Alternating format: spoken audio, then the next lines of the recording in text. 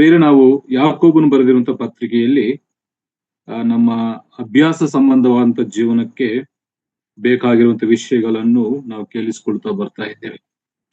ಇವತ್ತು ಅನೇಕ ಜನರು ಆಚಾರ ಸಂಬಂಧವಾದಂತ ಕ್ರೈಸ್ತವ ಭಕ್ತಿಯನ್ನು ತೋರಿಸುವಂತವರು ಲೋಕದಲ್ಲಿದ್ದಾರೆ.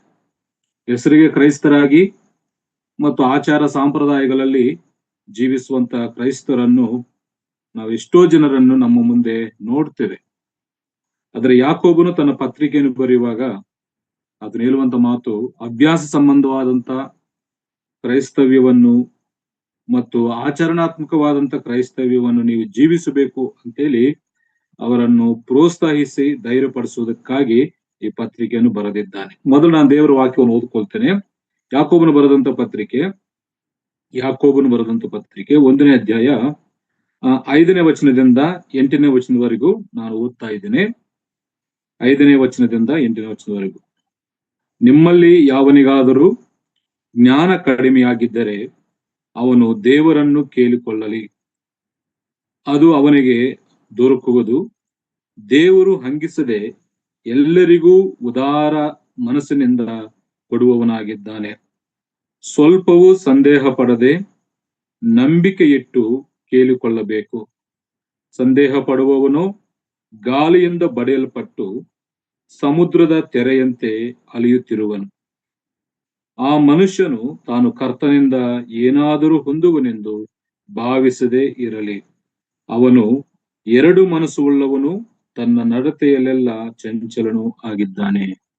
ದೇವರು ಈ ವಾಕ್ಯಗಳನ್ನು ನಮ್ಮೆಲ್ಲರಿಗಾಗಿ ಆಶೀರ್ವದಿಸಿ ತನ್ನ ಆತ್ಮನ ಮೂಲಕ ಆತನೇ ಅನುಗ್ರಹಿಸಿಕೊಳ್ಳಲಿ. ಪ್ರಿಯರೇ, ಇಲ್ಲಿ ಯಾಕೋಬನು ನಮ್ಮ ಕರ್ತನಾಗಿರುವಂತ ಯೇಸು ಕ್ರಿಸ್ತನ ತಮ್ಮನು, ಆದರೆ ಆತನು ದಾಸನಾಗಿ ಪರಿಚಯ ಮಾಡಿಕೊಂಡು ಅನ್ಯ ದೇಶಗಳಲ್ಲಿ ಚದರಿರುವಂತ ಇಸ್ರಾಯೇಲ್ 12 ಕುಲದವರಿಗೆ ಆತನು ಬರೆದಿದ್ದಾನೆ. ವಾಸ್ತವಿಕವಾಗಿ ಇಲ್ಲಿ ಚದರಿಸಲ್ಪಟ್ಟಂತವರು ಇಸ್ರಾಯೇಲಿಯರಲ್ಲಿ ಕರ್ತನಾಗಿರುವಂತ ಯೇಸು ಕ್ರಿಸ್ತನನ್ನು ಅಂಗೀಕರಿಸಿದಂತವರು. ಯಹೂದ್ಯರಲ್ಲ, ಯಹೂದ್ಯರಲ್ಲಿ ಯೇಸು ಕ್ರಿಸ್ತನನ್ನು ರಕ್ಷಕನಾಗಿ ಅಂಗೀಕರಿಸಿದಂತವರು. ಅವರಿಗೆ ನಂಬಿಕೆ ವಿಷಯದಲ್ಲಿ ಅನೇಕ ಶ್ರಮೆಗಳು ಬಂದಾಗ ಅವರು ಅನ್ಯ ದೇಶಗಳಲ್ಲಿ ಚದರಿಸಲ್ಪಟ್ರು. ಆ ಅನ್ಯ ದೇಶಗಳಲ್ಲಿ ಚದರಿಸಲ್ಪಟ್ಟಂತ ಆ ವಿಶ್ವಾಸಿಗಳನ್ನು, ಆ ಸಹೋದರರನ್ನು ಆತನು ಧೈರ್ಯಪಡಿಸುವುದಕ್ಕಾಗಿ ಮತ್ತು ಆ ಬಂದಿರುವಂತ ಆ ಶ್ರಮೆಗಳಲ್ಲಿ ಇಲ್ಲ ಶೋಧನೆಗಳಲ್ಲಿ ನೀವು ಯಾವ ರೀತಿಯಾಗಿ ನಿಲ್ಲಬೇಕು ಅಂತೇಳಿ ಕೆಲವೊಂದು ಪರಿಷ್ಕಾರದ ಮಾತುಗಳನ್ನು, ಅವರಿಗೆ ಧೈರ್ಯವನ್ನು ಹುಟ್ಟಿಸುವಂತಹ ಮಾತುಗಳನ್ನು ಈ ಪತ್ರಿಕೆಯಲ್ಲಿ ಅದನ್ನು ಬರೆದಿದ್ದಾನೆ. ನಾನು ಕಳೆದ ಸಾರಿ 2ರಿಂದ 3, 4 ವಚನಗಳನ್ನು ನಾವು ಆಲೋಚನೆ ಮಾಡಿದ್ದೇವೆ ಅಲ್ವಾ. ಅಲ್ಲಿ ನಂಬಿಕೆಗೆ ಆಗುವ ಪರಿಶೋಧನೆಯು ತಾಳ್ಮೆಯನ್ನು ಉಂಟು ಮಾಡುತ್ತದೆ ಎಂದು ತಿಳಿದು ನೀವು ನಾನಾ ವಿಧವಾದ ಕಷ್ಟಗಳಲ್ಲಿ ಬಿದ್ದಿರುವಾಗ ಅದನ್ನು ಕೇವಲ ಆನಂದಕರವಾದದ್ದೆಂದು ಎನಿಸಿರಿ ಅಂತೆ. ಅಂದ್ರೆ ನಂಬಿಕೆ ವಿಷಯದಲ್ಲಿ ಅವರು ಚದರಿಸಲ್ಪಟ್ರು. ನಾನು ಪ್ರಾರಂಭದಲ್ಲಿ ಹೇಳಿದ್ದೆ, ಸ್ತೆಫನನ್ನು ಸಾಯಿಸಿದ ಮೇಲೆ ಸ್ತೆಫನು ರಕ್ತಸಾಕ್ಷಿ ಆಗ್ತಾನೆ. ಸ್ತೆಫನನ್ನು ಸಾಯಿಸಿದ ಮೇಲೆ ಕ್ರೈಸ್ತರಿಗೆ, ಅಂದ್ರೆ ಯಹೂದ್ಯ ಕ್ರೈಸ್ತರಿಗೆ ಸೌಲನ ಮುಖಾಂತರವಾಗಿ ಅನೇಕ ಹಿಂಸೆಗಳು ಬರ್ತವೆ. ಅವನು ಮನೆಯಲ್ಲಿ ಹೋಗಿ ಪ್ರಾರ್ಥನೆ ಮಾಡುವಂತವರನ್ನು, ಸಹೋದರರನ್ನು ಅದನ್ನು ಹೊಡೆಯುವಂಥದ್ದು, ಹೊರಗೆ ಕರ್ಕೊಂಡು ಬಂದು ಅವರನ್ನು ಹಿಂಸೆ ಪಡಿಸುವಂತ ಆ ಸಂದರ್ಭಗಳಲ್ಲಿ ಅನೇಕ ಜನರು ಚದರಿಸಲ್ಪಟ್ರು. ಅನೇಕ ಜನರು ಅನ್ಯ ದೇಶಗಳಲ್ಲಿ ಅವರು ಚದರಿಸಲ್ಪಟ್ರು. ಆ ರೀತಿಯಾಗಿ ಚದರಿಸಲ್ಪಟ್ಟಂತವರು ನಂಬಿಕೆಯಲ್ಲಿ ಸ್ಥಿರವಾಗಿ ನಿಲ್ಲಬೇಕು, ನಂಬಿಕೆಯನ್ನು ಕಾಪಾಡಿಕೊಳ್ಳಬೇಕು ಅಂತೇಳಿ ಯಾಕೋಬನು ಈ ಪತ್ರಿಕೆಯನ್ನು ಬರೆದಿದ್ದಾನೆ. ನಾವು ಕಳೆದ ಸಾರಿ 2, 3, 4 ವಚನಗಳಲ್ಲಿ ಒಂದು ಪರಿಷ್ಕಾರ, ನಂಬಿಕೆ ವಿಷಯದಲ್ಲಿ ಬರುವಂತ ಶ್ರಮೆಗಳನ್ನು ಯಾವ ರೀತಿಯಾಗಿ ಜಯಿಸಬೇಕು, ಯಾವ ರೀತಿಯಾಗಿ ಅವುಗಳನ್ನು ನಮ್ಮ ಹಿತಕ್ಕಾಗಿ ಇಲ್ಲ ನಮ್ಮ ಅಭಿವೃದ್ಧಿಗೆ ಕಾರಣವಾಗಿ ಉಪಯೋಗಿಸಿಕೊಳ್ಳಬೇಕು ಅಂತೇಳಿ ಯಾಕೋಬನು ಒಂದು 3 ವಿಷಯಗಳನ್ನು ತಿಳಿಸಿದ್ದಾನೆ. ಕಳೆದ ವಾರದಲ್ಲಿ ಅದನ್ನು ತಿಳಿಸಿದ್ದೆ. ಅವರ ನಂಬಿಕೆಯಲ್ಲಿ ಅವರು ಸ್ಥಿರವಾಗಿ ನಿಲ್ಲಬೇಕಾದ್ರೆ ಬರುವಂತ ಆ ಶ್ರಮೆಗಳನ್ನು, ಬರುವಂತ ಆ ಶೋಧನೆಗಳನ್ನು ಅವರು ಮಹಾ ಆನಂದವಾಗಿ ಎನಿಸಿಕೊಳ್ಳಬೇಕು ಅಂತೇಳಿ ಒಂದು ಪರಿಷ್ಕಾರವನ್ನು ಕೊಟ್ಟಿದ್ದಾನೆ. ಎರಡನೇದಾಗಿ ಆ ಬರುವಂತ ಶ್ರಮೆಗಳನ್ನ ಅರ್ಥ ಮಾಡ್ಕೊಳ್ರಿ. ಇದು ಯಾವುದರಿಂದ ಬರ್ತಾ ಇದೆ? ದೇವರಿಂದ ಬರ್ತಾ ಇದೆಯಾ, ಇಲ್ಲ ಮನುಷ್ಯರಿಂದ ಬರ್ತಾ ಇದೆಯಾ, ಇಲ್ಲ ನನ್ನೊಳಗಿಂದ ಬರ್ತಾ ಇದೆ ಅಂತೇಳಿ ಆ ಶ್ರಮೆಗಳನ್ನು ಅರ್ಥ ಮಾಡಿಕೊಳ್ಳಬೇಕು ಅಂತ ಹೇಳಿದ್ದಾನೆ. ಮೂರನೇದಾಗಿ ಆ ಶ್ರಮೆಗಳಿಗೆ ನೀವು ಒಪ್ಪಿಸಿಕೊಳ್ಳಬೇಕು. ಅದನ್ನು ನೀವು ಅನುಭವಿಸ್ಲಿಕ್ಕೆ ನಿಮ್ಮನ್ನು ನೀವು ಒಪ್ಪಿಸಿಕೊಳ್ಳುವಾಗ ಅದರಿಂದ ಏನಾಗ್ತೀರಿ? ಶಿಕ್ಷಿತರು, ಸರ್ವ ಸುಗುಣವುಳ್ಳವರು, ಏನು ಕಡಿಮೆ ಇಲ್ಲದವರು ಆಗಿರುವಿರಿ ಅಂತೇಳಿ ಆತನು ತಿಳಿಸಿದ್ದಾನೆ. ಶ್ರಮೆಗಳನ್ನು ಯಾವ ರೀತಿಯಾಗಿ ಅವರು ತಮ್ಮ ಕ್ಷೇಮಕ್ಕಾಗಿ, ತಮ್ಮ ಹಿತಕ್ಕಾಗಿ ಉಪಯೋಗಿಸಿಕೊಳ್ಳಬೇಕಂತೇಳಿ ಆತನು ತಿಳಿಸಿರುವಂತ ವಿಷಯವನ್ನು ಕಳೆದ ವಾರದಲ್ಲಿ ನಾವು ಗಮನಿಸಿದ್ದೇವೆ. ಆದ್ರೆ ಈಗ 5ನೇ ವಚನದಲ್ಲಿ ಆತನು ಹೇಳುವಂತ ಮಾತು, ನಿಮ್ಮಲ್ಲಿ ಯಾವನಿಗಾದರೂ ಜ್ಞಾನ ಕಡಿಮೆಯಾಗಿದ್ದರೆ ಅವನು ದೇವರನ್ನು ಕೇಳಿಕೊಳ್ಳಲಿ ಅಂತೇಳಿ. ಇದಕ್ಕಿದ್ದಾಗಿ ವಿಷಯವನ್ನು ಬದಲಾಯಿಸಿದ ಹಾಗೆ ನಮ್ಗೆ ಕಾಣಿಸುತ್ತೆ. 2, 3, 4 ವಚನಗಳಲ್ಲಿ ನಂಬಿಕೆ ಆಗುವಂತ ಪರಿಶೋಧನೆ ಬಗ್ಗೆ ಆತನು ಮಾತಾಡಿದ್ದಾನೆ. ಅದಕ್ಕೆ ಪರಿಷ್ಕಾರದ ಬಗ್ಗೆ ಆತನು ಮಾತಾಡಿದ್ದಾನೆ. ಆದ್ರೆ 5ನೇ ವಚನ ಮತ್ತು 6ನೇ ವಚನ, 7ನೇ ವಚನ, 8ನೇ ವಚನದಲ್ಲಿ ಆತನು ಜ್ಞಾನದ ಬಗ್ಗೆ ಆತನು ಮಾತಾಡ್ತಾನೆ. ನೋಡಿ, ಈ ಶ್ರಮೆಗಳಿಗೂ ಈ ಜ್ಞಾನಕ್ಕೂ ಏನಾದ್ರೂ ವ್ಯತ್ಯಾಸವಿದೆಯಾ ಅಂತ ಗಮನಿಸುವಾಗ ಅದಕ್ಕೆ ತುಂಬಾ ಹತ್ತಿರ ಸಂಬಂಧವಿದೆ. ದೇವರು ಸಂಬಂಧವಿಲ್ಲದೆ ಯಾವುದನ್ನು ಬರೆಸುವುದಿಲ್ಲ. ಅದಕ್ಕಾಗಿ ಯಾಕೆ ಇಲ್ಲಿ ಜ್ಞಾನದ ಬಗ್ಗೆ ಆತನು ಮಾತಾಡ್ತಿದ್ದಾನೆ ಅಂತ ನಾವು ಗಮನಿಸುವಾಗ, ಇದನ್ನು ಕೂಡ ಅವರು ಶ್ರಮೆಗಳ ಪರಿಷ್ಕಾರಕ್ಕಾಗಿ ನೀವು ದೈವಿಕವಾದಂತ ಜ್ಞಾನವನ್ನು ಹೊಂದಿಕೊಳ್ಳಬೇಕು. ಒಬ್ಬ ವ್ಯಕ್ತಿ ಶ್ರಮೆಗಳನ್ನು ಅನುಭವಿಸುವಾಗ ಚದುರಿಸಲ್ಪಟ್ಟಂತ ಕ್ರೈಸ್ತರು ನಂಬಿಕೆ ವಿಷಯದಲ್ಲಿ ಬರುವಂತ ಶೋಧನೆಗಳನ್ನು ಅನುಭವಿಸ್ತಾ ಇದ್ದಾಗ ಅವರು ಅವುಗಳನ್ನು ಜಯಿಸಬೇಕಾದ್ರೆ ಅವರಿಗೆ ಜ್ಞಾನ ಬೇಕು, ದೈವಿಕವಾದಂತ ಜ್ಞಾನ ಬೇಕಂತೇಳಿ ಇಲ್ಲಿ ಯಾಕೋಬನು ತಿಳಿಸಿದ್ದಾನೆ. ನಾನು ಪ್ರಾರಂಭದಲ್ಲಿ ಕೂಡ ಹೇಳಿದ್ದೆ, ನಿಜವಾದಂತ ನಂಬಿಕೆ ಶ್ರಮೆಗಳಲ್ಲಿ ದೈವ ಜ್ಞಾನದ ಮೇಲೆ ಆತುಕೊಳ್ಳುತ್ತದೆ ಅಂತೇಳಿ. ನಿಜವಾದಂತ ನಂಬಿಕೆ, ನಿಜವಾದಂತ ವಿಶ್ವಾಸ ಇಲ್ಲ ನಂಬಿಕೆ ನಮ್ಮಲ್ಲಿದ್ದರೆ ಶ್ರಮೆಗಳು ಸಂಭವಿಸುವಾಗ ನಾವೆಲ್ಲೇ ಚದುರಿಸಲ್ಪಟ್ಟಿದ್ರು ಕೂಡ, ಯಾವುದೇ ಪ್ರಾಂತಗಳಲ್ಲಿ ನಾವಿದ್ರು ಕೂಡ, ನನ್ನಲ್ಲಿರುವಂಥದ್ದು ನಿಜವಾದ ನಂಬಿಕೆ ಆಗಿದ್ದರೆ ನಾನೇನು ಮಾಡ್ತೀನಿ? ನಾನು ದೈವಿಕವಾದಂತ ಜ್ಞಾನವನ್ನು ಆಶ್ರಯಿಸಿಕೊಳ್ಳುತ್ತೇನೆ. ನಾನು ದೈವಿಕವಾದಂತ ಜ್ಞಾನವನ್ನು ಇಲ್ಲಿ ಯಾಕೋಬನು ತಿಳಿಸುವಂತ ಮಾತು, ನೀವು ಆ ಶ್ರಮೆಗಳಲ್ಲಿ ನೀವು ಸೋತು ಹೋಗದೆ ನೀವು ಸ್ಥಿರವಾಗಿ ನಿಲ್ಲಬೇಕು ಅಂತ ಅವರಿಗೆ ಹೇಳುತ್ತಾ, ಅದಕ್ಕೆ ನಿಮಗೆ ಏನು ಅವಶ್ಯಕವಾಗಿದೆ? ಜ್ಞಾನ ಬೇಕು. ನಿಮ್ಮಲ್ಲಿ ಯಾವನಿಗಾದ್ರೂ ಜ್ಞಾನವು ಕಡಿಮೆ ಆಗಿದ್ದರೆ ನೀವು ದೇವರನ್ನು ಕೇಳಿಕೊಳ್ಳಿ. ಇಲ್ಲಿ ಚದುರಿಸಲ್ಪಟ್ಟಂತ ವಿಶ್ವಾಸಗಳು ಅದನ್ನು ಬರೀತಾ ಇದ್ದಾನೆ. ಚದುರಿಸಲ್ಪಟ್ಟಂತವರು ಆ ಸ್ಥಳಗಳಲ್ಲಿ ತುಂಬಾ ಕಷ್ಟಗಳಲ್ಲಿ, ನೋವುಗಳಲ್ಲಿ, ಕೊರತೆಗಳಲ್ಲಿ ಮತ್ತು ಅವಮಾನಗಳಲ್ಲಿ ಅವ್ರು ಜೀವಿಸ್ತಾ ಇದ್ದಾರೆ. ಅವೆಲ್ಲವನ್ನು ಜಯಿಸಬೇಕಾದ್ರೆ ಅವ್ರಿಗೆ ಏನು ಬೇಕು? ದೈವಿಕವಾದಂತ ಜ್ಞಾನ, ದೈವ ಸಂಬಂಧ ಜ್ಞಾನವು ನಿಮಗೆ ಬೇಕು. ಆ ದೈವ ಸಂಬಂಧ ಜ್ಞಾನ ನಿಮ್ಮಲ್ಲಿದ್ದರೆ ಆ ಶ್ರಮೆಗಳನ್ನು ನೀವು ಜಯಿಸ್ಲಿಕ್ಕೆ ಸಾಧ್ಯವಾಗ್ತದೆ ಅಂತೇಳಿ ಎರಡನೇ ಪರಿಷ್ಕಾರವನ್ನು ಇಲ್ಲಿ ಯಾಕೋಬನು ತಿಳಿಸಿದ್ದಾನೆ. ಮೊದಲು 3 ವಿಷಯ ತಿಳಿಸಿದ, ನೀವು ಅವುಗಳನ್ನು ಮಹಾನ್ ಅಂತ ಎನಿಸಿಕೊಳ್ಳಬೇಕು, ಅವುಗಳನ್ನ ಅರ್ಥ ಮಾಡಿಕೊಳ್ಳಬೇಕು ಮತ್ತು ಅವುಗಳಿಗೆ ಒಪ್ಪಿಸಿಕೊಳ್ಳಬೇಕು ಅಂತೇಳಿ ಪರಿಷ್ಕಾರವನ್ನು ತಿಳಿಸಿದ್ದಾನೆ. ಈಗ 2ನೇ ಭಾಗದಲ್ಲಿ ಆ ಶ್ರಮೆಗಳಲ್ಲಿ ಇಲ್ಲ ಸಂಕಟಗಳಲ್ಲಿ, ಆ ಶೋಧನೆಗಳಲ್ಲಿ ನೀವು ಸೋತು ಹೋಗದೆ ಆ ಅನ್ಯರ ಮಧ್ಯದಲ್ಲಿ ಸ್ಥಿರವಾಗಿ ನೀವು ನಿಲ್ಲಬೇಕಂದ್ರೆ ನಿಮಗೇನು ಬೇಕು? ದೈವಿಕವಾದಂತ ಜ್ಞಾನ ಬೇಕು. ಅದಕ್ಕಾಗಿ ನಿಮ್ಮಲ್ಲಿ ಯಾವನಿಗಾದ್ರೂ ಜ್ಞಾನ ಕಡಿಮೆ ಆಗಿದೆ ಅಂದ್ರೆ ಶ್ರಮೆಗಳನ್ನು ಜಯಿಸ್ಲಿಕ್ಕೆ ಆಗದೆ ಸೋತು ಹೋಗ್ತಾ ಇದ್ದರೆ, ಸರಿಯಾದಂತ ವಿಧಾನದಲ್ಲಿ ಅವುಗಳನ್ನು ಜಯಿಸ್ಲಿಕ್ಕೆ ಆಗದೆ ಇದ್ದಾಗ ನಿಮಗೆ ಬೇಕಾಗಿರುವಂತದ್ದು ದೈವಿಕವಾದ ಜ್ಞಾನ. ಅದಕ್ಕಾಗಿ ಜ್ಞಾನ ಕಡಿಮೆ ಆಗಿದ್ದರೆ ಅವನು ದೇವರನ್ನು ಕೇಳಿಕೊಳ್ಳಲಿ ಅಂತೇಳಿ ಯಾಕೋಬನಿಗೆ ತಿಳಿಸಿದ. ಯಾಕೋಬನ್ ತನ್ನ ಗ್ರಂಥದಲ್ಲಿ 2 ರೀತಿಯಾದಂತ ಜ್ಞಾನದ ಬಗ್ಗೆ ಮಾತಾಡ್ತಾರೆ. ನೋಡಿ 3ನೇ ಅಧ್ಯಾಯದಲ್ಲಿ 3ನೇ ಅಧ್ಯಾಯ 15ನೇ ವಚನದಲ್ಲಿ ಭೌತಿಕ ಸಂಬಂಧವಂತ ಜ್ಞಾನದ ಬಗ್ಗೆ ಮಾತಾಡ್ತಾನೆ ಮತ್ತು 17ನೇ ವಚನದಲ್ಲಿ ಪರಸಂಬಂಧವಾದಂತ ಜ್ಞಾನದ ಬಗ್ಗೆ ಕೂಡ ಮಾತಾಡ್ತಾನೆ. ಭೌತಿಕ ಸಂಬಂಧದ ಜ್ಞಾನ ಏನು ಮಾಡ್ತದೆ? ಅದು ಭೂ ಸಂಬಂಧವಾದದ್ದು, ಪ್ರಾಕೃತ ಭಾವವಾದದ್ದು, ದೆವ್ವಗಳಿಗೆ ಸಂಬಂಧಪಟ್ಟದ್ದು. ಮಸ್ತರವು, ಕಕ್ಷಭೇದವು ಇರುವ ಕಡೆ ಗಲಿಬಿಲೆಯು, ಸಕಲ ವಿಧವಾದ ನೀಚ ಕೃತ್ಯಗಳಿರುವು. ಇದು ಭೂ ಸಂಬಂಧ ಜ್ಞಾನ. ಇದು ಮೇಲಿಂದ ಬಂದಂತ ಜ್ಞಾನವಲ್ಲ. ಆದ್ರೆ 17ನೇ ವಚನದಲ್ಲಿ, ಆದರೆ ಮೇಲಿನಿಂದ ಬರುವ ಜ್ಞಾನವು ಮೊದಲು ಪರಿಶುದ್ಧವಾದದ್ದು, ಆಮೇಲೆ ಸಮಾಧಾನಕರವಾದದ್ದು, ವಿನಯವುಳ್ಳದ್ದು, ಸಂತೋಷವಾಗಿ ಒಪ್ಪಿಕೊಳ್ಳುವಂಥದ್ದು, ಕರುಣೆ ಮುಂತಾದ ಒಳ್ಳೆ ಫಲಗಳಿಂದ ತುಂಬಿರುವಂಥದ್ದು ಆಗಿದೆ. ನಾನು ಆಮೇಲೆ ಹೇಳ್ತೀನಿ ವಿಷಯ. ಆದ್ರೆ ಇಲ್ಲಿ ಯಾಕೋಬನು ಎರಡು ರೀತಿಯಂತ ಜ್ಞಾನದ ಬಗ್ಗೆ ಆತನು ಮಾತಾಡ್ತಾನೆ. ಒಂದು ಭೂ ಸಂಬಂಧವಾದಂತ, ಪ್ರಾಕೃತಿಕ ಸಂಬಂಧವಾದಂತ, ದೆವ್ವಗಳಿಗೆ ಸಂಬಂಧವಂತ ಜ್ಞಾನ ಇದೆ, ಅದರಲ್ಲಿ ಕಕ್ಷಾಟ್ ಇದೆ, ಅದರಲ್ಲಿ ಕಕ್ಷಭೇದ ಇದೆ, ಅದರಲ್ಲಿ ಮಸ್ತರವಿದೆ. ಅದರಿಂದ ಸಮಸ್ಯೆಗಳು ಪರಿಷ್ಕಾರವಾಗುವುದಿಲ್ಲ, ಸಮಸ್ಯೆಗಳು ಇನ್ನೂ ಹೆಚ್ಚಾಗ್ತವೆ. ಇನ್ನು ನಾವು ಸೋತು ಹೋಗ್ಲಿಕ್ಕೆ ಕಾರಣವಾಗ್ತದೆ. ನಾವು ಭೂ ಸಂಬಂಧವಾದಂತ ಜ್ಞಾನವನ್ನು ಆಶ್ರಯಿಸಿಕೊಂಡ್ರೆ, ಇಲ್ಲಾಂದ್ರೆ ನಮ್ಮ ಸ್ವಂತ ಜ್ಞಾನವನ್ನು ಆಶ್ರಯಿಸಿಕೊಂಡ್ರೆ ಆ ಶ್ರಮೆಗಳಲ್ಲಿ ನಾವು ಸೋತು ಹೋಗ್ತೇವೆ.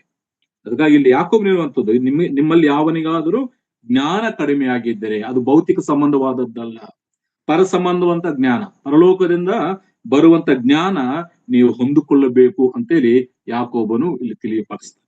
ಅದಕ್ಕಾಗಿ ಪ್ರಿಯರೇ, ಇವತ್ತು ಕೂಡ ಒಬ್ಬ ವ್ಯಕ್ತಿ ಲೋಕದಲ್ಲಿ ಒಳ್ಳೆ ರೀತಿಯಾಗಿ ಜೀವಿಸಬೇಕಾದರೆ, ಒಳ್ಳೆ ರೀತಿಯಾಗಿ ಸುಖವಾಗಿ ಸೌಖ್ಯವಾಗಿ ಜೀವಿಸಬೇಕಾದ್ರೆ ಹೆಚ್ಚಾಗಿ ಹಣದ ಮೇಲೆ ಹಾತುಕೊಳ್ಳುತ್ತಾರೆ, ಇಲ್ಲ ಜ್ಞಾನದ ಮೇಲೆ ಹಾತುಕೊಳ್ಳುತ್ತಾರೆ. ಹಣ ಇರುವಂತವರು, ಜ್ಞಾನ ಇರುವಂತವರು ಒಳ್ಳೆ ರೀತಿಯಾಗಿ ಜೀವನ ಮಾಡ್ಲಿಕ್ಕೆ ಸಾಧ್ಯವಾಗ್ತದೆ. ಆದ್ರೆ ಇದು ಈ ಒಂದು ವೇಳೆ ಭೌತಿಕ ಸಂಬಂಧ ಜ್ಞಾನ ನಮ್ಮಲ್ಲಿದ್ದರೆ ಆತ್ಮಿಕವಾದಂತ ಶ್ರಮೆಗಳಲ್ಲಿ ನಾವು ಸೋತು ಹೋಗ್ತೇವೆ, ಅವುಗಳನ್ನು ಜಯಿಸಲಿಕ್ಕೆ ಸಾಧ್ಯವಿಲ್ಲ. ಒಂದು ವೇಳೆ ಹಣದ ಮೇಲೆ ಹಾತುಕೊಂಡ್ರೆ ಶ್ರಮೆಗಳು ಇನ್ನೂ ಹೆಚ್ಚಾಗ್ತವೆ, ಅದರಿಂದ ಕೂಡ ಶ್ರಮೆಗಳಿಗೆ ಪರಿಷ್ಕಾರ ಸಿಗುವುದಿಲ್ಲ. ಒಂದು ಎಕ್ಸಾಂಪಲ್ ಹೇಳ್ತೇನೆ.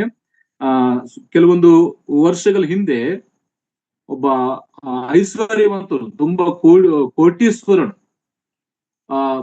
ಬರುವಂತ ಶ್ರಮೆಗಳನ್ನು ಸಹಿಸ್ಕೊಳಿಕ್ಕೆ ಆಗದೆ ಅವನು ಏನಾಗಿದ್ದಾನೆ, ಸೂಸೈಡ್ ಆತ್ಮಹತ್ಯೆ ಮಾಡಿಕೊಂಡಿರುವಂತದ್ದು ನಾವು ನೋಡಿದ್ದೇವೆ.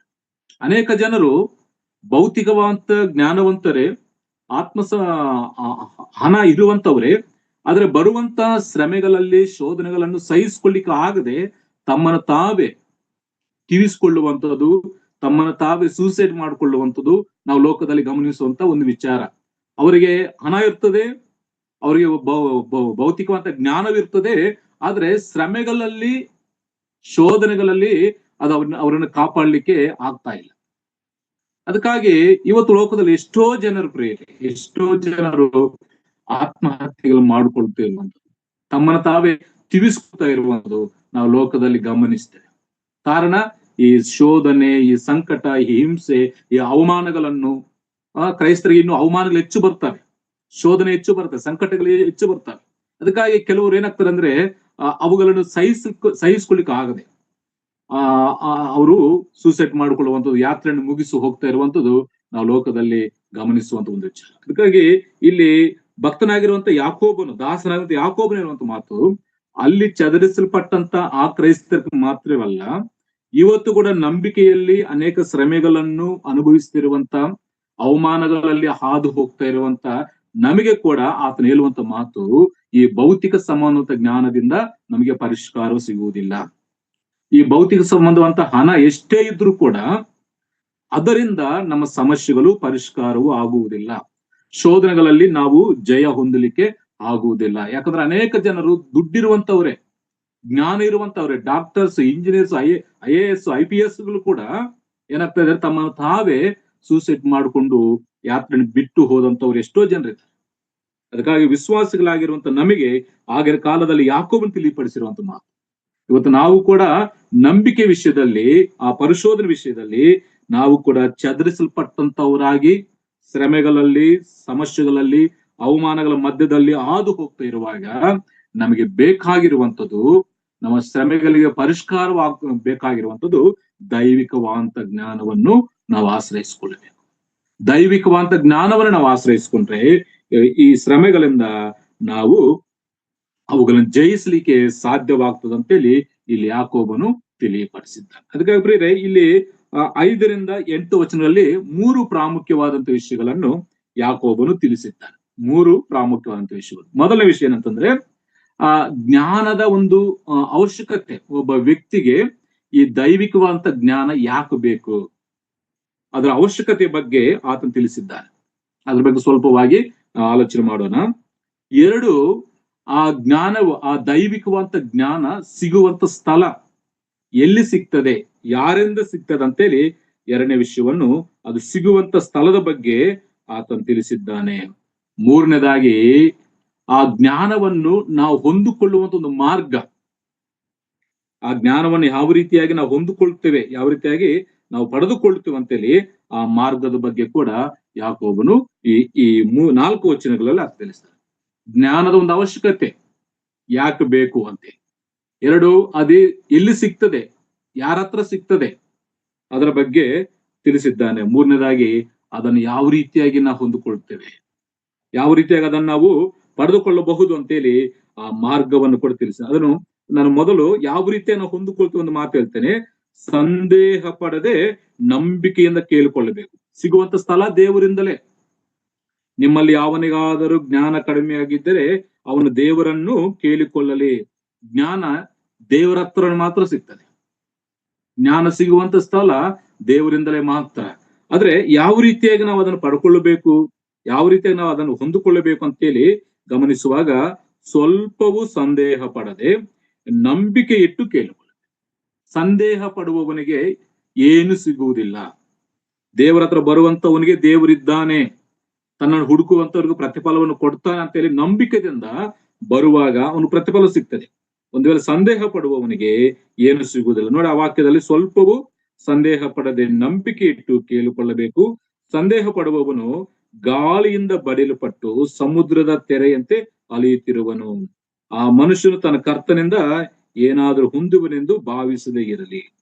ಅವನು 2 ಮನಸ್ಸು ಉಳ್ಳವನು ತನ್ನ ನಡತೆಯನ್ನು ಚಂಚಲ. ಈ ಚಂಚಲನು, ಈ 2 ಮನಸ್ಸು ಉಳ್ಳಂತವನಿಗೆ, ಅಪನಂಬಿಕೆ ಸಂದೇಹ ಪಡುವವನಿಗೆ ಏನು ಸಿಗುವುದಿಲ್ಲ. ಅವನು ದೇವರಿಂದ ಏನು ಹೊಂದಿಕೊಳ್ಳಿಕ್ ಕೂಡ ಆಗುವುದಿಲ್ಲ. ಅದಕ್ಕಾಗಿ ನಾವು ಯಾವ ರೀತಿಯಾಗಿ ಹೊಂದಿಕೊಳ್ಳಿಕ್ಕೆ ಆಗ್ತದೆ? ಒಂದು ನಂಬಿಕೆದಿಂದ ಕೇಳಿಕೊಳ್ಳಬೇಕು, ಯಾವ ಸಂದೇಹವೂ ಇರಬಾರದು, ಮತ್ತು 2 ಮನಸ್ಸು ಇರಬಾರದು.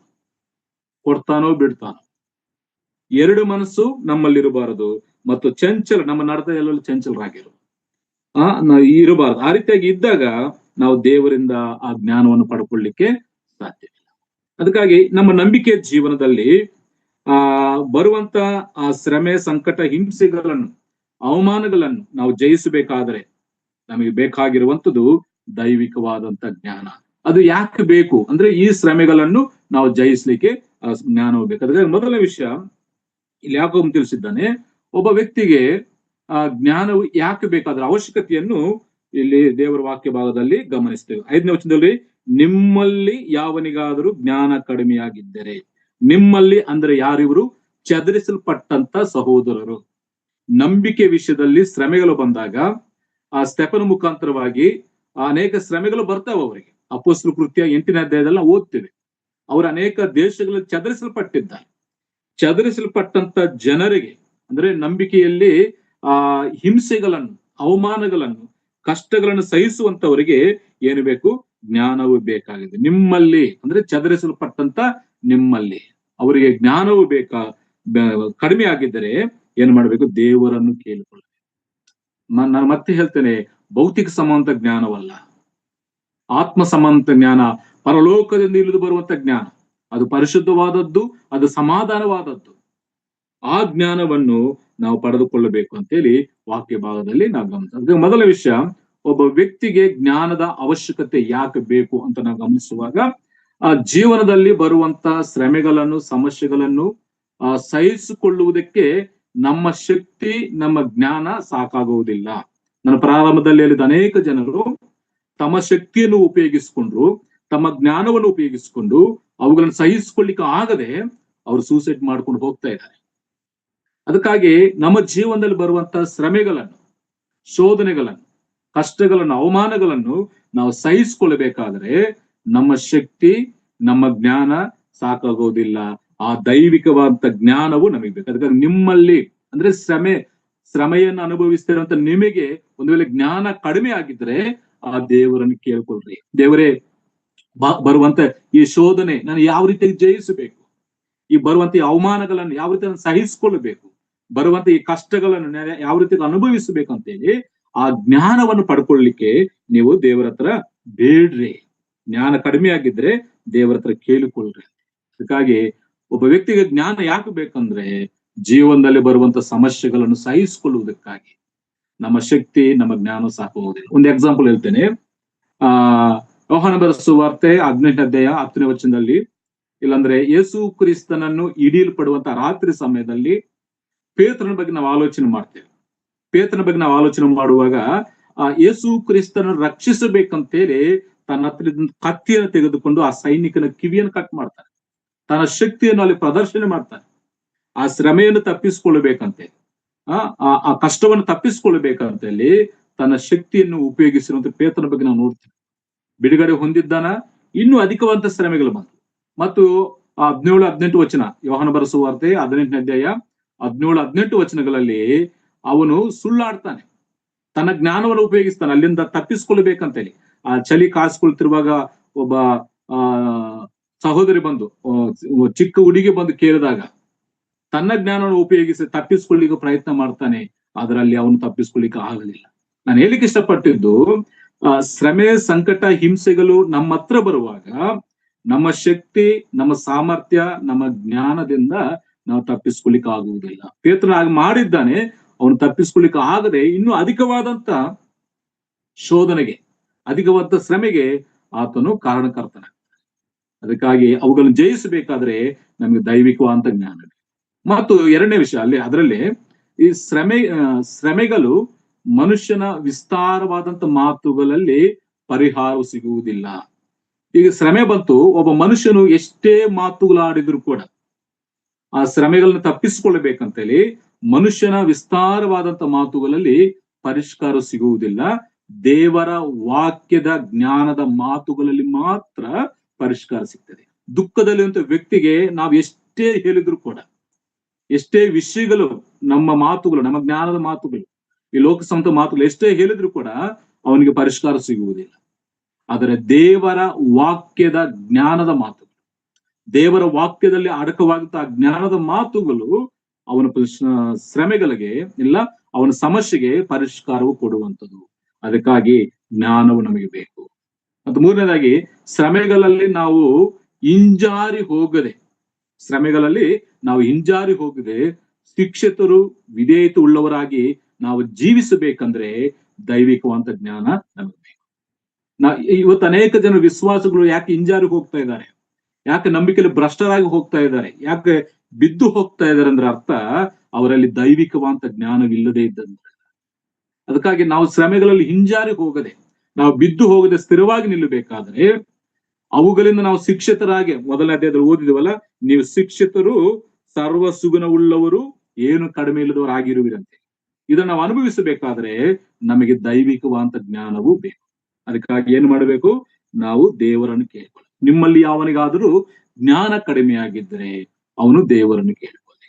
ಕಡೆದಾಗೆ ಅದರಲ್ಲಿ ಒಬ್ಬ ವ್ಯಕ್ತಿಗೆ ಜ್ಞಾನ ಯಾಕೆ ಬೇಕಂತೇಳಿ, ಮತ್ತು ಶ್ರಮೆಗಳಲ್ಲಿ ದೇವರಿಗೆ ಸಂತೋಷವನ್ನು ಉಂಟು ಮಾಡಬೇಕಾದರೆ ನಮಗೆ ಈ ಜ್ಞಾನ ಬೇಕು. 4 ವಿಷಯ ತಿಳಿಸಿದ್ರು. ಒಬ್ಬ ವ್ಯಕ್ತಿಗೆ ದೈವಿಕವಾದಂತ ಜ್ಞಾನ ಯಾಕೆ ಬೇಕು, ಅದರ ಅವಶ್ಯಕತೆ ಏನು ಅಂತೇಳಿ 4 ವಿಷಯ. ಮೊದಲನೇದು, ನಮ್ಮ ಶಕ್ತಿ, ನಮ್ಮ ಸಾಮರ್ಥ್ಯದಿಂದ ನಮ್ಮ ಸಮಸ್ಯೆಗಳನ್ನು ಪರಿಷ್ಕರಿಸಲಿಕ್ಕೆ ಆಗುವುದಿಲ್ಲ. ಅದಕ್ಕಾಗಿ ದೈವಿಕವಾದಂತ ಜ್ಞಾನ ಬೇಕು. 2, ನಮಗೆ ಬರುವಂತ ಶ್ರಮೆಗಳಲ್ಲಿ ನಮ್ಮ ವಿಸ್ತಾರವಾದಂತ ಮಾತುಗಳಲ್ಲಿ ಪರಿಷ್ಕಾರ ಸಿಗುವುದಿಲ್ಲ. ದೇವರ ವಾಕ್ಯದ ಜ್ಞಾನದಿಂದಲೇ ಪರಿಷ್ಕಾರ ಸಿಗ್ತದೆ. ಅದಕ್ಕಾಗಿ ದೈವಿಕವಾದಂತ ಜ್ಞಾನ ಬೇಕು. 3, ಶ್ರಮೆಗಳಲ್ಲಿ ಹಿಂಜಾರಿ ಹೋಗದೆ ನಾವು ಸ್ಥಿರವಾಗಿ ನಿಲ್ಲಬೇಕು ಮತ್ತು ಶಿಕ್ಷಿತರಾಗಿ, ವಿಧೇಯತೆ ಉಳ್ಳವರಾಗಿ ನಾವು ಜೀವಿಸಬೇಕಾದರೆ ಈ ದೈವಿಕವಾದಂತ ಜ್ಞಾನ ನಮಗೆ ಬೇಕು. 4ನೇದಾಗಿ, ಶ್ರಮೆಗಳಲ್ಲಿ ದೇವರಿಗೆ ಸಂತೋಷವನ್ನು ಉಂಟು ಮಾಡಬೇಕಾದರೆ, ದೇವರು ಇಷ್ಟಪಟ್ಟಂತ ಜೀವನವನ್ನು ನಾವು ಶ್ರಮೆಗಳ ಮಧ್ಯದಲ್ಲಿ ನಾವು ಜೀವಿಸಬೇಕಾದ್ರೆ ನಮಗೆ ಬೇಕಾಗಿರುವಂತದ್ದು ದೈವಿಕವಾದಂತ ಜ್ಞಾನ. ಅದಕ್ಕಾಗಿ ಯಾಕೋಬ ಮೊದಲ ವಿಷಯ, ಒಬ್ಬ ವ್ಯಕ್ತಿಗೆ ಜ್ಞಾನ ಯಾಕೆ ಬೇಕಂತಂದ್ರೆ ಅವನ ಶ್ರಮೆಗಳಿಗೆ ಪರಿಷ್ಕಾರ ಸಿಗಬೇಕಂತೆ, ಶ್ರಮೆಗಳಲ್ಲಿ ಸೋತು ಹೋಗದೆ ಸ್ಥಿರವಾಗಿ ನಿಲ್ಲಬೇಕಂತೇಳಿ ಈ ಚದರಿಸಲ್ಪಟ್ಟಂತ ಕ್ರೈಸ್ತರಿಗೆ, ನಂಬಿಕೆ ವಿಷಯದಲ್ಲಿ ಶ್ರಮೆಗಳನ್ನು, ಅವಮಾನಗಳನ್ನು ಅನುಭವಿಸ್ತಿರಂತ ಕ್ರೈಸ್ತರಿಗೆ ಮತ್ತೊಂದು ಪರಿಷ್ಕಾರ ಕೊಡ್ತಾ ಇದ್ದಾನೆ, ನಿಮಗೆ ಜ್ಞಾನ ಬೇಕು. ಆ ದೈವಿಕವಂತ ಜ್ಞಾನ ನಿಮ್ಮಲ್ಲಿ ಕಡಿಮೆ ಆಗಿದ್ದರೆ ಆ ದೇವರನ್ನು ಕೇಳ್ಕೊಳ್ರಿ, ಆತನ ಜ್ಞಾನ ಕೊಡ್ತಾನೆ. ಅದರಿಂದ ನಿಮ್ಮ ಸಮಸ್ಯೆಗಳಿಗೆ ಪರಿಷ್ಕಾರ ಸಿಗ್ತದೆ. ಅದನ್ನು ಯಾವ ರೀತಿಯಾಗಿ ಅನುಭವಿಸಬೇಕು, ಯಾವ ರೀತಿಯಾಗಿ ಸ್ವೀಕಾರ ಮಾಡಿಕೊಳ್ಳಬೇಕು, ಯಾವ ರೀತಿಯಾಗಿ ಅವುಗಳನ್ನು ಜಯಿಸಬೇಕಂತೇಳಿ ದೈವಿಕವಾದಂತ ಜ್ಞಾನ ನಮಗೆ ಬೋಧಿಸ್ತದೆ. ಅದಕ್ಕಾಗಿ ಅದು ಬೇಕು ಅಂತೇಳಿ ಇಲ್ಲಿ ಯಾಕೋಬನು ತಿಳಿಯಪಡಿಸಿದ. ಒಂದು ಮಾತು ನಾವು ಓದ್ಕೊಳ್ಳೋಣ ನೋಡಿ. ಆ ಜ್ಞಾನೋಕ್ತಿ ಪುಸ್ತಕ 3ನೇ ಅಧ್ಯಾಯ, ಜ್ಞಾನೋಕ್ತಿ ಪುಸ್ತಕದಲ್ಲಿ ಒಂದು ಮಾತು ಓದೋಣ ಜ್ಞಾನದ ಬಗ್ಗೆ. 3ನೇ ಅಧ್ಯಾಯ 13ನೇ ವಾಕ್ಯದಿಂದ ನಾನು ಓದ್ತಾ ಇದ್ದೀನಿ ನೋಡಿ. ಜ್ಞಾನವನ್ನು ಪಡೆಯುವವನು ಧನ್ಯನು, ವಿವೇಕವನ್ನು ಸಂಪಾದಿಸುವವನು ಭಾಗ್ಯವಂತನು. ಅದರ ಲಾಭವು ಬೆಳ್ಳಿಯ ಲಾಭಕ್ಕಿಂತಲೂ ಅದರಿಂದ ಆಗುವ ಆದಾಯವು ಬಂಗಾರಕ್ಕಿಂತಲೂ ಅಮೂಲ್ಯವೇ ಸರಿ. ಯಾವುದ್ರ ಬಗ್ಗೆ? ಜ್ಞಾನದ ಬಗ್ಗೆ ಮಾತಾಡ್ತಾರೆ. ಜ್ಞಾನವನ್ನು ಪಡೆಯುವವನು ಧನ್ಯನು ಅಂತೇಳಿ. ಅದರ ಲಾಭ ಬೆಳ್ಳಿ ಲಾಭಕ್ಕಿಂತಲೂ ಅದರಿಂದ ಆಗುವ ಆದಾಯವು ಬಂಗಾರಕ್ಕಿಂತಲೂ ಅಮೂಲ್ಯವೇ ಸರಿ. ಅದರ ಬೆಲೆಯು ಅವಲಕ್ಕಿಂತಲೂ ಹೆಚ್ಚು. ನಿನ್ನ ಇಷ್ಟ ವಸ್ತುಗಳೆಲ್ಲವೂ ಅದಕ್ಕೆ ಸಮವಲ್ಲ. ದೈವಿಕವಾದ ಜ್ಞಾನ, ನಿನಗೆ ಎಷ್ಟೇ ಇಷ್ಟವಾದ ವಸ್ತುಗಳಿದ್ರೂ ಕೂಡ ಆ ದೈವಿಕವಾದ ಜ್ಞಾನಕ್ಕೆ ಸಮವಲ್ಲ. ಮತ್ತು ಜ್ಞಾನವೆಂಬಾಕೆಯು ಬಲಗೈಯಲ್ಲಿ ದೀರ್ಘಾಯುಷ್ಯವು ಮತ್ತು ಎಡಗೈಯಲ್ಲಿ ಧನವು ಘನತೆಯು ಉಂಟು. ಮತ್ತು ಅದರ ಉಪಯೋಗಗಳನ್ನು ತಿಳಿಸ್ತಾನೆ. ಆಕೆಯ ದಾರಿಗಳು ಸಂತೋಷಕರವಾಗಿವೆ, ಆಕೆಯ ಮಾರ್ಗಗಳು ಸಮಾಧಾನವೇ. ಇಲ್ಲಿ ಜ್ಞಾನವನ್ನು ಸ್ತ್ರೀಗೆ ಹೋಲಿಸಿ ಮಾತಾಡ್ತಾ ಇದ್ದ. ಅದರಲ್ಲಿ ಐಶ್ವರ್ಯವಿದೆ, ಆಯುಷ್ಯದೆ, ಆರೋಗ್ಯವಿದೆ. ನೋಡಿ ಇನ್ನು 18ನೇ ವಚನ. ಜ್ಞಾನವು ತನ್ನನ್ನು ಹಿಡಿದುಕೊಳ್ಳುವವರಿಗೆ ಜೀವದ ಮರವಾಗಿದೆ. ಜ್ಞಾನವು ತನ್ನನ್ನು ಹಿಡಿದುಕೊಳ್ಳುವವರಿಗೆ, ಯಾರು ಜ್ಞಾನವನ್ನು ಹಿಡಿದುಕೊಳ್ಳುತ್ತಾರೋ, ಇಲ್ಲಾಂದ್ರೆ ಜ್ಞಾನವನ್ನು ಸಂಪಾದಿಸಿಕೊಳ್ಳುತ್ತಾರೋ, ಇಲ್ಲಾಂದ್ರೆ ದೇವರಿಂದ ಅದನ್ನು ಪಡ್ಕೊಳ್ತಾರೋ, ಅದೇನಾಗಿದೆ? ಅವರಿಗೆ ಜೀವದ ಮರವಾಗಿದೆ. ಅದನ್ನು ಅವಲಂಬಿಸುವ ಪ್ರತಿಯೊಬ್ಬನು ಧನ್ಯನು. ನೋಡಿ, ಆ ಜ್ಞಾನವನ್ನು ಅವಲಂಬಿಸುವನು ಪ್ರತಿಯೊಬ್ಬನು ಧನ್ಯನು ಅಂತೇಳಿ. ಮತ್ತು ಯೆಹೋವನು ಜ್ಞಾನದ ಮೂಲಕ ಭೂಮಿಯನ್ನು ಸ್ಥಾಪಿಸಿ ವಿವೇಕದ ಮುಖಾಂತರ ಆಕಾಶ ಮಂಡಲವನ್ನು ಸ್ಥಿರಪಡಿಸಿದನು. ನೋಡಿದ್ರೆ ಪ್ರಿಯರೇ, ಈ ದೈವಿಕವಾದ ಜ್ಞಾನವನ್ನು ಪಡ್ಕೊಳ್ಳುವಂತ ಧನ್ಯನು. ಬೆಳ್ಳಿಯ ಲಾಭಕ್ಕಿಂತಲೂ ಬಂಗಾರದ ಆದಾಯಕ್ಕಿಂತಲೂ ಅದು ಉತ್ತಮವಾದದ್ದು, ಅದು ಶ್ರೇಷ್ಠವಾದದ್ದು. ನಮ್ಮೆಲ್ಲ ಇಷ್ಟ ವಸ್ತುಗಳಿಗೆ ಅದು ಸಮವಾದ, ಅದೇ ಶ್ರೇಷ್ಠವಾದದ್ದು. ಅದಕ್ಕಾಗಿ ಅದನ್ನ ಪಡ್ಕೊಳ್ಳಬೇಕು ಅಂತೇಳಿ ದೇವರು ತಿಳಿಸ್ತಾರೆ. ಭೌತಿಕವಾದ ಜ್ಞಾನ ನಮಗೆ ಎಷ್ಟೇ ಇರಬಹುದು, ಅದರಿಂದ ನಮಗೆ ಪರಿಷ್ಕಾರ ಸಿಗುವುದಿಲ್ಲ ಪ್ರಿಯರೇ. ಅದರಿಂದ ಸಮಸ್ಯೆಗಳು ಹೆಚ್ಚಾಗ್ತವೆ. ಭೂಸಮಂತ ಜ್ಞಾನದಿಂದ ಸಮಸ್ಯೆಗಳು ಹೆಚ್ಚಾಗ್ತವೆ. ಅಲ್ಲಿ ಗಲಿಬಿಲಿ ಇರ್ತದೆ, ಅಲ್ಲಿ ಹೊಟ್ಟೆ ಕಿಚ್ಚಿರ್ತದೆ. ನಾವು ಓದಿದ್ವಲ್ಲ ಯಾಕೋಬ ಪತ್ರಿಕೆ 3ನೇ ಅಧ್ಯಾಯ 15ನೇ ವಚನದಲ್ಲಿ. ಅದರಿಂದ ತುಂಬಾ ಗಲಾಟೆಗಳು ಹೆಚ್ಚಾಗ್ತವೆ. ಅದಕ್ಕಾಗಿ ದೈವ ಸಮಂತ ಜ್ಞಾನವು ನಾವು ಪಡ್ಕೊಳ್ಳಬೇಕು. ಮತ್ತು 4ನೇ ಅಧ್ಯಾಯ ನೋಡಿ, 4ನೇ ಅಧ್ಯಾಯ 5ನೇ ವಚನದಿಂದ ಒಂದು ಮಾತಿದೆ. 5ನೇ ವಚನ. ಜ್ಞಾನವನ್ನು ಪಡೆ, ವಿವೇಕವನ್ನು ಸಂಪಾದಿಸು, ಮರೆಯಬೇಡ. ನನ್ನ ಮಾತುಗಳಿಗೆ ಓರೆಯಾಗಬೇಡ. ಜ್ಞಾನವನ್ನು ಬಿಡದಿದ್ದರೆ ಅದು ನಿನ್ನನ್ನು ಕಾಪಾಡುವುದು, ಪ್ರೀತಿಸಿದರೆ ನಿನ್ನನ್ನು ಕಾಯುವುದು. ಇಲ್ಲಿ ರಕ್ಷಣಾ ಭದ್ರತೆಯ ಬಗ್ಗೆ ಆಗ್ತದೆ. ನೀನು ಜ್ಞಾನವನ್ನು ಬಿಡದೆ ಹಿಡ್ಕೊಂಡ್ರೆ, ಜ್ಞಾನವನ್ನು ಸಂಪಾದಿಸಿಕೊಂಡ್ರೆ ಅಲ್ಲ, ಬಿಡದೆ ಹಿಡಿದಿದ್ರೆ ಅದು ನಿನ್ನನ್ನು ಕಾಪಾಡುತ್ತದೆ. ನೀನು ಪ್ರೀತಿಸಿದರೆ ನಿನ್ನನ್ನು ಕಾಯುವುದು. ಈ ದೈವಿಕವಂತ ಜ್ಞಾನ ನಮ್ಮನ್ನು ರಕ್ಷಿಸುವಂಥದ್ದು, ನಮ್ಮನ್ನು ಭದ್ರಪಡಿಸುವಂಥದ್ದು ಆಗಿದೆ. ಮತ್ತು 7ನೇ ವಚನ ನೋಡಿ. ಜ್ಞಾನವನ್ನು ಪಡೆಯಬೇಕೆಂಬುದೇ ಜ್ಞಾನ ಬೋಧೆಯ ಪ್ರಥಮ ಪಾಠ. ನಿನ್ನ ಎಲ್ಲ ಸಂಪತ್ತಿನಿಂದಲೂ ವಿವೇಕವನ್ನು ಪಡೆ. ಜ್ಞಾನವೆಂಬಾಕೆಯ ಶ್ರೇಷ್ಠಳು ಎಂದು ನೀನು ಭಾವಿಸಿದರೆ ಆಕೆಯು ನಿನ್ನನ್ನು ಉನ್ನತಿಗೆ ತರುವಳು. ಆಕೆಯನ್ನು ಅಪ್ಪಿಕೊಂಡ್ರೆ ನಿನ್ನನ್ನು ಘನಪಡಿಸುವಳು. ಆಕೆಯು ನಿನ್ನ ತಲೆಗೆ ಅಂದದ ಪುಷ್ಪ ಮಾಲೆಯನ್ನಿಟ್ಟು ಸುಂದರ ಕಿರೀಟವನ್ನು ನಿನಗೆ ಒಪ್ಪಿಸುವಳು. ನೋಡಿ, ಇದೆಲ್ಲ ಕೂಡ ಜ್ಞಾನದ ಒಂದು ಲಾಭಗಳು. ಜ್ಞಾನದಿಂದ ನಮ್ಗೆ ಏನ್ ಸಿಗ್ತದೆ? ಜ್ಞಾನವನ್ನ ಪಡ್ಕೊಂಡ್ರೆ, ಸಂಪಾದಿಸ್ಕೊಂಡ್ರೆ ಏನು ಸಿಗ್ತದೆ ಅಂದ್ರೆ ರಕ್ಷಣೆ ಸಿಗ್ತದೆ, ಭದ್ರತೆ ಸಿಗ್ತದೆ, ಉನ್ನತವಂತ ಸ್ಥಾನಕ್ಕೆ ಹೋಗ್ತೇವೆ, ಘನತೆ ಸಿಗ್ತದೆ, ಕಿರೀಟ ಸಿಗ್ತದೆ, ಮತ್ತು ಆಯುಷ್ ಕೂಡ. ನೋಡಿ, ನಾನು ಜ್ಞಾನ ಮಾರ್ಗವನ್ನು ಉಪದೇಶಿಸಿ 10ನೇ ವಚನ ಕಡೆ ಭಾಗದಲ್ಲಿ ಕೇಳಿದ್ರೆ ನಿನ್ನ ಜೀವಮಾನದ ವರ್ಷಗಳು ಹೆಚ್ಚಾಗುವವು. ಆಯುಷ್ ಕೊಡ್ತದೆ. ದೈವಿಕವಾದಂತ ಜ್ಞಾನ ನಿಮಗೆ ಆಯುಷ್ ಕೊಡ್ತದೆ. ಮತ್ತು 12ನೇ ವಚನದಲ್ಲಿ ನೋಡಿ, ನೀನು ನಡೆಯುವಾಗ ನಿನ್ನ ಹೆಜ್ಜೆ ಇಕ್ಕಟ್ಟಾಗದು. ಜ್ಞಾನವುಳ್ಳವನು ನಡೆಯುವಾಗ ಅವನ ಹೆಜ್ಜೆ ಅಂದ್ರೆ ನಡೆಯುವಂತ ಮಾರ್ಗ ಅವನು ಸರಳವಾಗ್ತದೆ, ಅದು ಇಕ್ಕಟ್ಟಾಗುವುದಿಲ್ಲ. ಅಷ್ಟು ಮಾತ್ರವಲ್ಲ, 13ನೇ ವಚನ ನೋಡಿ. 13ನೇ ವಚನ, ಸದುಪದೇಶವನ್ನು ಹಿಡಿ, ಸಡಿಲು ಬಿಡಬೇಡ, ಅದನ್ನು ಕಾಪಾಡಿಕೋ, ಅದೇ ನಿನ್ನ ಜೀವವು. ಅದೇ ನಿನ್ನ ಜೀವ. ನೋಡಿದ್ರ, ಅದಕ್ಕಾಗಿ ಯಾಕೋಬ ಹೇಳುವಂತ ಮಾತು, ನೀವು ಕಷ್ಟ ಕಾಲದಲ್ಲಿ ಶ್ರಮೆಗಳ ಮಧ್ಯದಲ್ಲಿ ಹಾದು ಹೋಗ್ತಾ ಇದ್ದೀರಿ, ನಿಮಗೆ ರಕ್ಷಣೆ, ಭದ್ರತೆ, ಆಯುಷು, ಆರೋಗ್ಯ, ಸನ್ಮಾನ ಮತ್ತು ನಿಮ್ಮ ಮಾರ್ಗ ಸರಾಗವಾಗಬೇಕಾದ್ರೆ ಏನ್ ಮಾಡ್ಬೇಕು? ಆ ದೈವಿಕವಾದ ಜ್ಞಾನವನ್ನು ನೀವು ಪಡ್ಕೊಳ್ರಿ. ನಿಮ್ಮಲ್ಲಿ ಯಾವನಿಗಾದ್ರೂ ಜ್ಞಾನ ಕಡಿಮೆ ಆಗಿದ್ದರೆ ದೇವರನ್ನು ಕೇಳಿ. ಯಾಕೆ? ಈ ಶ್ರಮೆಗಳನ್ನು ಜಯಿಸಬೇಕು, ನೀವು ನಂಬಿಕೆಯಲ್ಲಿ ಸ್ಥಿರವಾಗಿ ನಿಲ್ಲಬೇಕು, ನೀವು ಸೋತು ಹೋಗಬಾರದಂತೇಳಿ ಅದನ್ನು ತಿಳಿಸುವಂತ ಒಂದು ಮಾತು. ಅದಕ್ಕಾಗಿ ನಾವು ಕೂಡ, ನಮ್ಮಲ್ಲಿ ಕೂಡ ಜ್ಞಾನ ಕಡಿಮೆ ಆಗಿದ್ರೆ ನಾವು ದೇವರನ್ನು ಕೇಳಿಕೊಳ್ಳೋಣ. ಬರುವಂತ ಅವಮಾನಗಳಲ್ಲಿ, ಶ್ರಮೆ, ಸಂಕಟ, ಶೋಧನೆಗಳಲ್ಲಿ ಅವುಗಳನ್ನು ಜಯಿಸುತ್ತಾ ನಾವು ಮುಂದೆ ಹೋಗೋಣ. ಯಾಕೆ ಬೇಕಂತ ನಾವು ನೋಡಿದ್ದೇವೆ. ಜ್ಞಾನ ಸಿಗುವಂತ ಸ್ಥಳ ಎಲ್ಲಿ? ಅದು ದೇವರ ಹತ್ರ. ಕಾಲೇಜುಗಳಲ್ಲಿ ಸಿಗುವುದಿಲ್ಲ. ಕಾಲೇಜುಗಳಲ್ಲಿ ಭೌತಿಕವಂತ ಜ್ಞಾನವನ್ನು ಕಲಿಸ್ಕೊಡ್ತಾರೆ. ಸ್ಕೂಲ್ನಲ್ಲಿ ಕೂಡ ಅಷ್ಟೇ, ಯೂನಿವರ್ಸಿಟಿನಲ್ಲಿ ಕೂಡ ಅಷ್ಟೇ. ಈ ದೈವಿಕವಂತ ಜ್ಞಾನ ಅಲ್ಲಿ ನಮಗೆ ಸಿಗುವುದಿಲ್ಲ ಪ್ರಿಯ. ಅದು ಎಲ್ಲಿ ಸಿಗ್ತದೆ? ಅದು ಸಿಗುವಂತ ಸ್ಥಳ ಎಲ್ಲಿ? ದೇವರ ಹತ್ರ. ಅದು ಭೌತಿಕವಾದಂತ ಒಂದು ಪದಾರ್ಥವಲ್ಲ, ಅದು ದೇವರಿಂದಲೇ ಬರುವಂತದ್ದು, ದೇವರೇ ಕೊಡಬೇಕಾಗಿರುವಂಥದ್ದು. ಅದಕ್ಕಾಗಿ ನಾವು ದೇವರನ್ನು ಕೇಳಬೇಕು. ಯಾರು ಆ ಜ್ಞಾನ ಅಂದ್ರೆ ಅದು ನಮ್ಮ ಕರ್ತನಾಗಿರುವಂತ ಯೇಸು ಕ್ರಿಸ್ತನೇ. ನಮ್ಮ ಕರ್ತನಾಗಿರುವಂತ ಯೇಸು ಕ್ರಿಸ್ತನ ನಾವು ಪಡ್ಕೊಳ್ಳುವಾಗ ಆ ಜ್ಞಾನವನ್ನು ನಾವು ಪಡ್ಕೊಂಡವರೇ ಆಗಿರ್ತೀವಿ. ನೋಡಿ, ಮೊದಲನೇ ಕೊರಿಂಥಿ ಪತ್ರಿಕೆ 1ನೇ ಅಧ್ಯಾಯ, 1ನೇ ಅಧ್ಯಾಯ 24ನೇ ವಚನದಲ್ಲಿ ಒಂದು ಮಾತಿದೆ. 1ನೇ ಅಧ್ಯಾಯ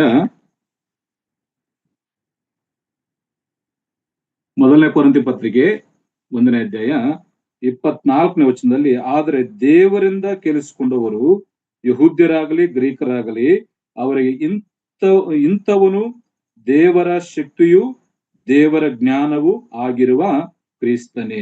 ಇಲ್ಲಿ ನಾವು ಗಮನಿಸಬೇಕಾಗಿರುವಂಥದ್ದು, ಯಾರಿಗೆ ಆಗ್ಲಿ ಇಂಥವನಂದ್ರೆ ದೇವರ ಶಕ್ತಿಯು ದೇವರ ಜ್ಞಾನವು ಆಗಿರುವ ಕ್ರಿಸ್ತನೇ. ಈಗ ನಾವು ಜ್ಞಾನದ ಬಗ್ಗೆ ಆಲೋಚನೆ ಮಾಡ್ತಾ, ಆ ಜ್ಞಾನ ನಮ್ಮ ಕರ್ತನಾಗಿರುವಂತ ಯೇಸು ಕ್ರಿಸ್ತನೇ. ದೇವರ ಶಕ್ತಿ ಯೇಸು ಕ್ರಿಸ್ತನ. ಅದಕ್ಕಾಗಿ ನಮ್ಮ ಎಲ್ಲ ಸಂಪಾದನೆಗಿಂತ ಆ ಯೇಸು ಕ್ರಿಸ್ತನ ನಾವು ಸಂಪಾದಿಸಿಕೊಂಡ್ರೆ, ನಾವು ಈ ಭೂಲೋಕದಲ್ಲಿ ಜ್ಞಾನವಂತರಾಗಿ ನಡೀತೇವೆ. ಆತನ ಮಾರ್ಗವನ್ನು ನಮ್ಗೆ ತೋರ್ಪಡಿಸ್ತಾನೆ. 1:31 ನೋಡಿ, ಅದೇ ಅಧ್ಯಾಯ 31ನೇ ವಚನ. 1ನೇ ಅಧ್ಯಾಯ 31ನೇ ವಚನದಲ್ಲಿ ಕೂಡ ಒಂದು ಮಾತಿದೆಯಲ್ಲ, ಹೆಚ್ಚಳ ಪಡುವವನು ಕರ್ತನಲ್ಲಿ ಹೆಚ್ಚಳ ಪಡಲಿ ಎಂಬ ವೇದೋಕ್ತಿಯು ನೆರವೇರುವುದಕ್ಕೆ ಇದರಿಂದ ಮಾರ್ಗವಾಯಿತು ಅಂತೇಳಿ ಅಲ್ಲ. ಅಲ್ಲಿ ಇನ್ನೊಂದು ಮಾತಿದೆ, ಯೇಸು ಕ್ರಿಸ್ತನೇ ನಮಗೆ ಜ್ಞಾನವು, ನೀತಿಯು, ಪರಿಶುದ್ಧತೆ ಆಗಿದ್ದಾನಂತೇಳಿ ಆ ವಾಕ್ಯ ಭಾಗದಲ್ಲಿ ನಾವು ಗಮನಿಸ್ತೇವೆ. ಹಾಗಾಗಿ ಯೇಸು ಕ್ರಿಸ್ತನನ್ನು ನಾವು ಸಂಪಾದಿಸಿಕೊಳ್ಳುವಂಥದ್ದು, ಯೇಸು ಕ್ರಿಸ್ತನ ಸಂಪಾದಿಸಿಕೊಳ್ಳುವಾಗ ಆ ದೈವಿಕವಾದಂತ ಜ್ಞಾನವನ್ನು ನಾವು ಪಡ್ಕೊಂಡು ಈ ಭೂಲೋಕದಲ್ಲಿ ಜೀವಿಸಬೇಕು. ಅಂದ್ರೆ ಅರ್ಥ, ಆ ಯೇಸು ಕ್ರಿಸ್ತನಲ್ಲಿರುವಂತ ಗುಣಲಕ್ಷಣಗಳನ್ನು ನಾವು ಈ ಭೂಲೋಕದಲ್ಲಿ ತೋರ್ಪಡಿಸುವ ಅದೇ ಜ್ಞಾನ. ಅದೇನೋ ಒಂದು ವಸ್ತುವಲ್ಲ, ಒಂದು ಪದಾರ್ಥವಲ್ಲ. ಕರ್ತನಾಗಿರುವಂತ ಯೇಸು ಕ್ರಿಸ್ತನ ಆ ನೈತಿಕವಾದಂತ ಸ್ವಭಾವ ಗುಣಲಕ್ಷಣಗಳನ್ನು ಅನುಸರಿಸುವುದೇ ನಿಜವಾದಂತ ಜ್ಞಾನ. ಆ ರೀತಿಯಾಗಿ ನಾವು ಅನುಸರಿಸುವಾಗ ನಾವು ಶ್ರಮೆಗಳ ಮಧ್ಯದಲ್ಲಿ ನಾವು ಸೋತು ಹೋಗದೆ ಸ್ಥಿರವಾಗಿ ನಿಲ್ತೀವಿ. ನೋಡಿ, ಯಾಕೋಬನು ಅದರ ಲಕ್ಷಣ ಬಗ್ಗೆ ಹೇಳ್ತಾನೆ ನೋಡಿ. ಯೇಸು ಕ್ರಿಸ್ತನ ಲಕ್ಷಣ ಬಗ್ಗೆ 3ನೇ ಅಧ್ಯಾಯ, ಯಾಕೋಬನ ಪತ್ರಿಕೆ 3ನೇ ಅಧ್ಯಾಯ 17ನೇ ವಚನದಲ್ಲಿ, ಆದರೆ ಮೇಲಿನಿಂದ ಬರುವ ಜ್ಞಾನವು ಮೊದಲು ಪರಿಶುದ್ಧವಾದದ್ದು. ಯೇಸು ಕ್ರಿಸ್ತನು ಪರಿಶುದ್ಧನಾಗಿದ್ದಾನೆ. ಆಮೇಲೆ ಸಮಾಧಾನಕರವಾದದ್ದು, ವಿನಯವುಳ್ಳದ್ದು, ಸಂತೋಷವಾಗಿ ಒಪ್ಪಿಕೊಳ್ಳುವಂಥದ್ದು, ಕರುಣೆ ಮುಂತಾದ ಒಳ್ಳೆ ಫಲಗಳನ್ನು ತುಂಬಿರುವಂಥದ್ದು, ಅದರಲ್ಲಿ ಚಂಚಲತ್ವವು ಕಪಟವಿಲ್ಲ. ನೋಡಿ, ಇದು ಜ್ಞಾನದ ಒಂದು ಗುಣಲಕ್ಷಣಗಳು. ಈ ಗುಣಲಕ್ಷಣಗಳನ್ನು ನಾವು ಹೊಂದಿಕೊಂಡು ಜೀವಿಸುವಾಗ ಆ ದೈವಿಕವಂತ ಜ್ಞಾನವನ್ನು ನಾವು ಕೂಡ ಪಡ್ಕೊಂಡವ. ನಾನು ಇಲ್ಲಿ ಮುಗಿಸ್ತಿನ ಪ್ರಿಯರೇ, ಎರಡನೇ ಒಂದು ಪರಿಷ್ಕಾರ ಯಾಕೋಬ ತಿಳಿಸಿದ್ದು, ಚದರಿಸಲ್ಪಟ್ಟಂತ ಆ ಕ್ರೈಸ್ತರಿಗೆ ಅವರ ನಂಬಿಕೆಯಲ್ಲಿ ಸ್ಥಿರವಾಗಿ ನಿಲ್ಲಬೇಕಾದ್ರೆ ಅವ್ರಿಗೆ ಬೇಕಾಗಿರ್ತದ್ದು ದೈವಿಕವಂತ ಜ್ಞಾನ. ಅದಕ್ಕೆ ಯಾಕೆ ಬೇಕು ತಿಳಿಸಿದ್ದಾನೆ, ಎಲ್ಲಿ ಸಿಗ್ತದೋ ತಿಳಿಸಿದ್ದಾನೆ, ಅದನ್ನು ಯಾವ ರೀತಿಯಾಗಿ ಹೊಂದಿಕೊಳ್ಳಬೇಕು ಅಂತ ಹೇಳಿ ತಿಳಿಸಿದ್ದಾನೆ. ಯಾವ ರೀತಿಯಾಗಿ ಹೊಂದಿಕೊಳ್ಳಬೇಕು? ಸ್ವಲ್ಪವೂ ಸಂದೇಹ ಪಡದೆ ನಂಬಿಕೆಯಿಂದ ನಾವು ಕೇಳಿಕೊಳ್ಳುವಾಗ ಆ ದೈವಿಕವಾದಂತ ಜ್ಞಾನ, ಯೇಸು ಕ್ರಿಸ್ತನ ಗುಣಲಕ್ಷಣಗಳು, ಆತನ ಸ್ವಭಾವ ನಮ್ಮಲ್ಲಿ ಉಂಟಾಗ್ತದೆ. ಆ ರೀತಿಯಾಗಿ ನಾವು ಜೀವಿಸುವಾಗ ಆತನ ಗುಣಲಕ್ಷಣ ಹೊಂದಿಕೊಂಡು ಈ ಭೂಲೋಕದಲ್ಲಿ ಜೀವಿಸುವಾಗ ಎಷ್ಟೇ ಶ್ರಮೆಗಳು ಬಂದ್ರು ಕೂಡ, ಎಷ್ಟೇ ಶೋಧನೆಗಳು ಬಂದ್ರು ಕೂಡ ನಾವು ಸಹಿಸ್ಕೊಳ್ತೇವೆ. ಆತನ ಸಹಿಸ್ಕೊಂಡಿದ್ದಾನಲ್ಲ, ಕರ್ತನಾಗಿರುವಂತ ಯೇಸು ಕ್ರಿಸ್ತನ ಸಹಿಸ್ಕೊಂಡಿದ್ದಾನೆ. ನಾವು ಕೂಡ ಸಹಿಸ್ಕೊಳ್ತೇವೆ ಮತ್ತು ಸ್ಥಿರವಾಗಿ ನಿಂತು ಆ ಜೀವದ ಕಿರೀಟವನ್ನು ಹೊಂದಿಕೊಳ್ಳಿಕ್ಕೆ ಸಾಧ್ಯವಾಗುತ್ತೆ. ಆ ರೀತಿಯಾಗಿರ್ಲಿಕ್ಕೆ ದೇವರಾತ್ಮ ನಮ್ಮೆಲ್ಲರಿಗೆ ಸಹಾಯ ಮಾಡಲಿ. ದೇವರು ಕೊಟ್ಟಂತ ಮಾತುಗಳು ಮುಗಿಸುತ್ತಾ ನಿಮ್ಮೆಲ್ಲರಿಗೆ ನನ್ನ ಧನ್ಯವಾದಗಳು ತಿಳಿಸ್ತಾರೆ. ಎಲ್ಲರೂ ಧನ್ಯವಾದ.